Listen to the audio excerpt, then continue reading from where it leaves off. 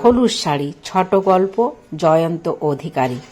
নীলিমার সাথে যে এরকম কিছু ঘটতে পারে ও সেটা কোনো দিনও ভাবেনি। অফিস থেকে ফিরে এসে নিজের ক্লান্ত শরীরটা কোনো রকমে টেনে নিয়ে ছুঁড়ে ফেলে দিয়েছিল বিছানার ওপারে। হঠাৎ ফোনটা বেজে ওঠে।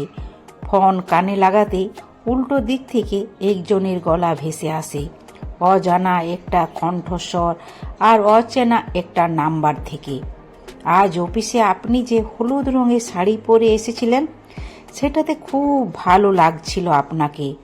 এইরকম ভাবেই থাকবেন, নিজেকে মেড়মেড়ে করে রাখবেন না, একটু সাজগোজ করবেন, আপনার নিজেরই খুব ভালো লাগবে। পৃথিবীটা খুব রঙিন, সেই রঙে রাঙিয়ে দিন নিজেকে। কেটে যায় ফোনটা। নীলিমা অবাক চোখে ফেল ফেল করে তাকিয়ে থাকে ফোনের দিকে। হলুদ শাড়িটা এখনো খোলা হয়নি। আজ অনেক দিন পরে একটু সাজতে ইচ্ছে হয়েছিল। আসলে আজ গৌরবের জন্মদিন যে, আর এই শাড়িটা গৌরবে ওকে কিনে দিয়েছিল। তোমাকে হলুদ রঙে খুব সুন্দর লাগে নীল, আমার হলুদ পরি। হঠাৎ এক অজানা অচেনা ভালো লাগায় কেঁপে ওঠে নীলিমা।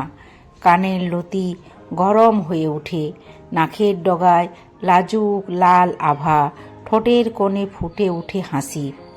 অজানা অচেনা নাম্বার থেকে বলা কথাগুলো অনুরোধিত হতে থাকে ওর মনে। শিরশির করে ওঠে ওর সারাটা শরীর। দুই চোখ বন্ধ করে নীলিমা বিয়ের 2.5 বছরের মাথায় হঠাৎ করে গভীর রাতে ওকে একা করে দিয়ে গৌরব জাগরিত সব মায়া কাটিয়ে অমৃত লোকে চলে গিয়েছিল। কয়েকটা মাস পরে গৌরবের অফিসে ও কাজ শুরু করে। গৌরব আর নীলিমার সন্তান রাজদীপের তখন বয়স ছিল মাত্র 8 মাস। অফিস শুরু করার দিনগুলো ছিল বিভীষিকার মতো। রাজদীপ মাকে ছাড়তে চাইতো না। ওকে ঘরের বাইরে পা না দিলে মা ছেলের সংসারটাও ভেসে যেত। সারাদিনের একটা কাজের মেয়ের ওপরে একরত্তি সন্তানের ভার দিয়ে ও চলে যেত অফিসে। সেই সময় অফিসে কোনো কাজ ও করতে পারত না ভালো করে। মন তো বাড়িতে পড়ে থাকতো ছোট্ট রাজদীপের কাছে। ধীরে ধীরে মা আর ছেলে দুজনেই মানিয়ে নেয় পরিস্থিতিটা। এই কয়েকটা মাসে নীলিমা অনেক কিছু জেনেছে, শিখেছে, বুঝেছে। জানা অজানা মানুষগুলোর নানান রূপ ওর চোখে ধরা পড়েছে। কামুক দৃষ্টিতে ওর দিকে তাকানো, স্বামীহারা একটি মেয়েকে অসহায় ভেবে ওকে নানা রকম ইঙ্গিত করা, ওগুলো তো ছিলই। তার সাথে ছিল গৌরবের বাড়ির লোকজনের অপমান। স্বামীটাকে খেয়ে নিল।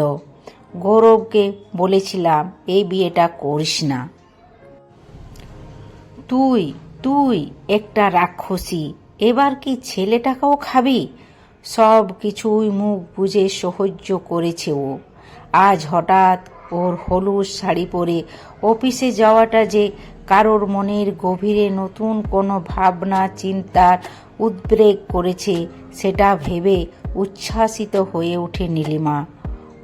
উঠে বসে গৌরবের দেওয়া গোলাপি রঙের একটা শাড়ি বের করে ও, সাথে মানানসই গয়না। ঠিকই তো, আমিও ভালো থাকবো নিজের মতো করে। তখনই বাইরের ঘর থেকে রিনা ভেতরে আসে, ওর কোলে রাজদীপ। ছেলেটা মায়ের দিকে দুহাত বাড়িয়ে দিয়েছে। নীলিমা মাথাটা নিচু করে ফেলে দীর্ঘ একটা শ্বাস ফেলে ধীরে ধীরে গোলাপি শাড়িটা যত্ন করে ঢুকিয়ে রাখে আলমারিতে। রাজদীপকে কোলে নিয়ে ওর কানের কাছে ফিসফিস করে বলে, তোকে বড় হতে হবে তো। বাবা কি বলেছিল জানিস? আমাদের রাজ মানুষের মতো মানুষ হবে। পৃথিবীর সব রং আমি তোর চোখে সাজিয়ে দেব। রাত্রে শোয়ার আগে পরের দিন অফিসে পরে যাওয়ার জন্য একটা ছাই রঙের একটা শাড়ি বের করে রাখে ও।